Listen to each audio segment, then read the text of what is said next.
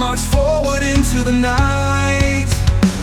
Keberhasilan Indonesia tampil mengesankan di Piala Asia dan juga kualifikasi Piala Dunia Round 3 membuat nama Indonesia kini tak bisa dianggap sepele. Dan seperti yang kita tahu, dengan banyaknya pemain keturunan yang membela Indonesia saat ini membuat mereka mampu bersaing di babak Round 3. Dan hal itu bisa kita lihat saat skuad Garuda memiliki peluang besar untuk lolos ke Piala Dunia secara langsung usai mengalahkan Arab Saudi dengan skor 2-0 di GBK bulan November lalu. Melihat situasi yang ada, Pak Erik dan Coach Shin langsung mengubah skenario yang awalnya mengincar peringkat 3 atau 4. Kali ini mereka semakin optimis untuk bisa amankan peringkat 2 dan menemani Jepang untuk lolos ke Piala Dunia secara langsung. Namun perjuangan itu tentunya gak akan mudah. Ada banyak rintangan yang harus dihadapi skuad timnas Garuda. Dan untuk memuluskan skuad Garuda amankan 9 poin di sisa babak Round 3 ini, 5 pemain keturunan baru sudah dipersiapkan. Bahkan para pemain-pemain itu dianggap akan bisa membuat timnas Indonesia semakin kuat lagi. Red and white, the colors we bleed.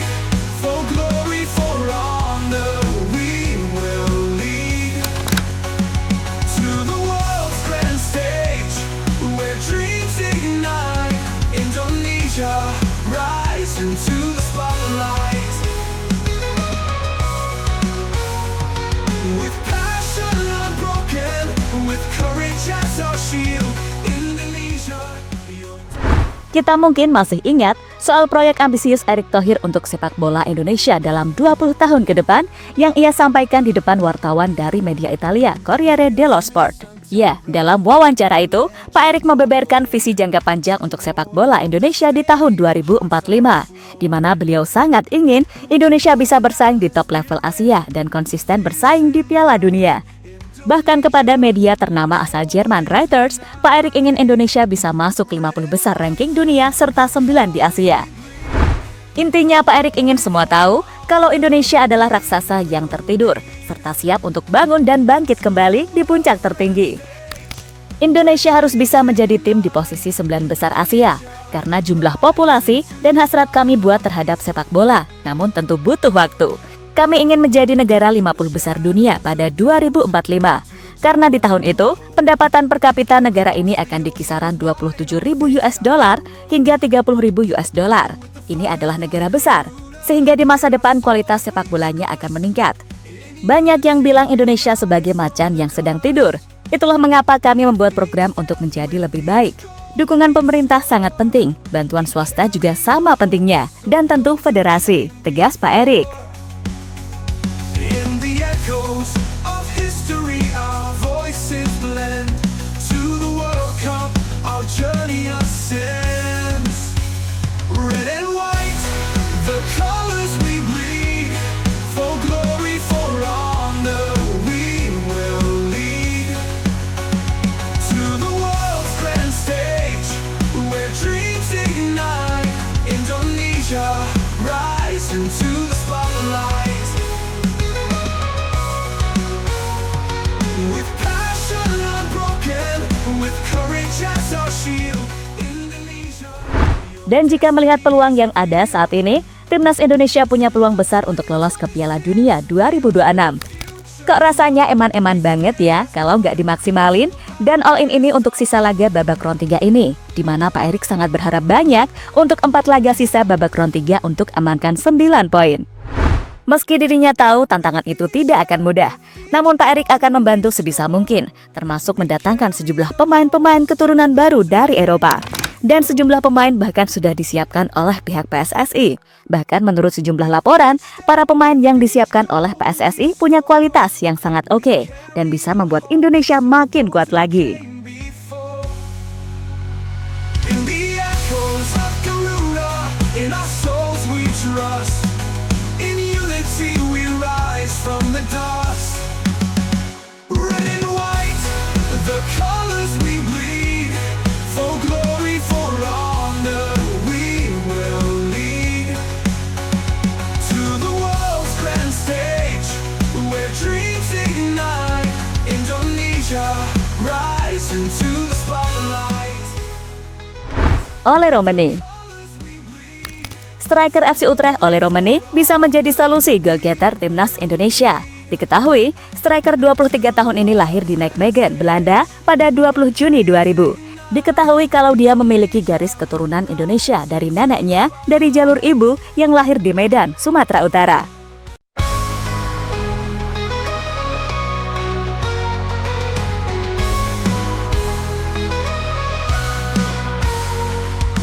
Fields of Nusantara, where legends are born. To the roar of the stadium, hearts are sworn. With a thousand island spirit, fierce and bright. Jairo Ridwold. Pemain keturunan Indonesia yang memiliki garis Indonesia dari sang nenek ini belum lama dikaitkan dengan Indonesia. Bahkan saat menjawab pesan, dirinya tidak menutup kemungkinan untuk bergabung ke Indonesia. Saat itu, Jairo ditanya apakah PSSI sudah menghubunginya, lalu ia menjawab, jika itu mungkin, dan ia pun juga mengatakan kalau waktu yang akan menjawabnya. Ya, Jairo Ridwold sendiri dapat dikatakan sebagai salah satu pemain keturunan dengan grade yang sangat tinggi. Pasalnya saat ini ia berstatus sebagai pemain dari klub IPL Crystal Palace dan telah menjadi salah satu pemain penting di tim tersebut sejak tahun 2017. Posisi natural Jairo sendiri adalah defensive midfielder dengan atribut mobilitas dan daya jelajah yang sangat tinggi. Jelas bergabungnya Jairo ke timnas Indonesia sudah pasti akan memberikan dampak nyata pada kekuatan lini tengah tim Garuda. Dan Jairo sendiri kemarin sudah bertemu dengan bek timnas Indonesia Shandy Walsh di Liga Belgia. Dan kemungkinan dirinya untuk gabung dengan timnas makin menguat. Red and white, the colors we bleed. For glory, for honor, we will lead.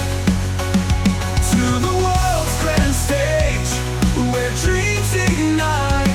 Indonesia, rise into the spotlight.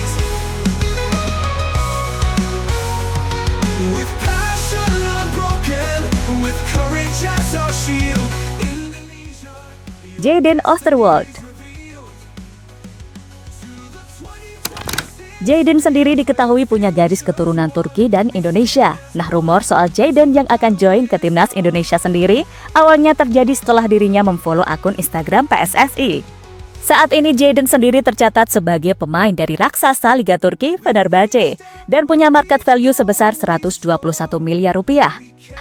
Lebih lanjut, pemain yang bisa bermain sebagai bek tengah dan bek kiri itu bisa dibilang adalah pemain dengan level atas yang bakal membuat pertahanan Indonesia jadi lebih kuat. Secara pengalaman, pemain 22 tahun itu nggak usah diragukan lagi.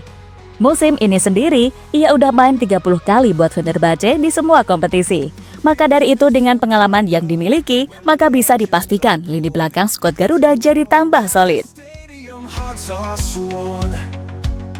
With a thousand island spirit, fierce and bright. Indonesia, march forward into the night.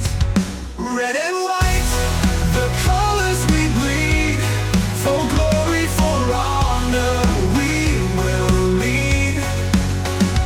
To the world's grand stage, Daniel Klein. where dreams ignite. Indonesia. Kiper yang satu ini memiliki darah keturunan dari ibunya yang berasal dari Bali. Sebelumnya, Klein sempat menolak untuk bergabung dengan Indonesia karena ia masih berharap bisa dipanggil timnas Jerman. Namun kini saat situasinya semakin sulit, Klein memilih terbuka untuk membela timnas Indonesia. Untuk kualitasnya jangan diragukan, karena saat ini Klein memperkuat tim SV Sandhausen dengan status pinjaman dari FC Augsburg.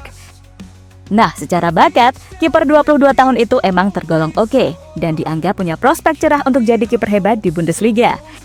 Di Hoffenheim U17, ia tampil 40 kali dengan mencatatkan 13 clean sheet. Kemudian di Hoffenheim U19, ia tampil 34 kali dengan mencatatkan 8 clean sheet. Ya, berkat penampilan okenya itu, Klein kemudian dinaikkan lagi ke level U21 dan tampil 16 kali. Pada 2021, Daniel Klein pun harus berpisah dengan Hoffenheim usai dirinya ditebus oleh FC Augsburg. Diketahui, dirinya ditebus dengan harga 200.000 euro. Usai ditebus, Daniel Klein bermain di tim kedua FC Augsburg selama 2 musim atau hingga 2023 dengan mencatat 20 kali penampilan. Bahkan baru-baru ini, dia membuat pernyataan yang cukup menghebohkan publik tanah air yang mengatakan siap membela timnas Indonesia. 2026 fields where the future's won. We stand until the battle is done.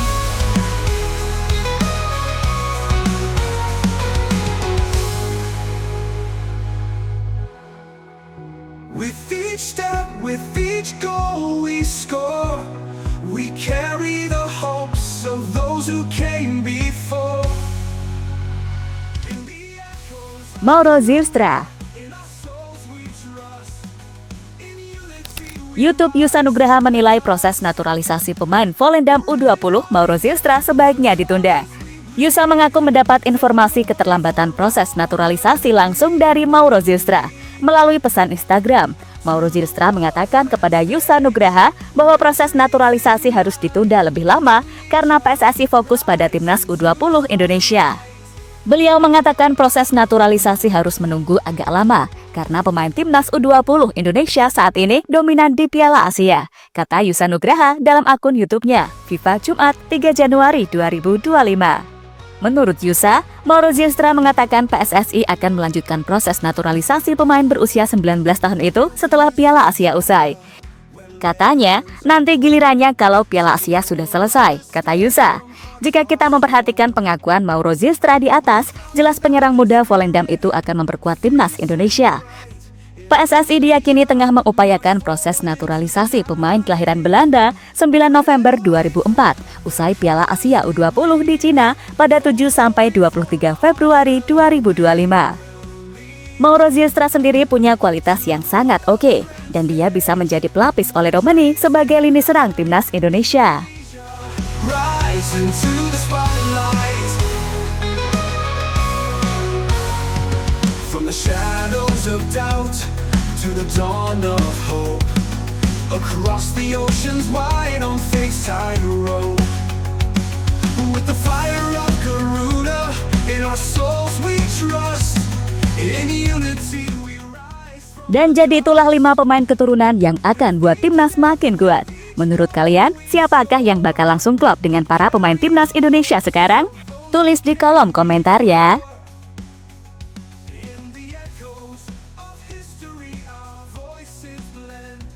To the World Cup our journey ascends. Red and white, the colors we bleed. For glory, for honor, we will lead. To the world's grand stage, where dreams ignite. Indonesia, rise.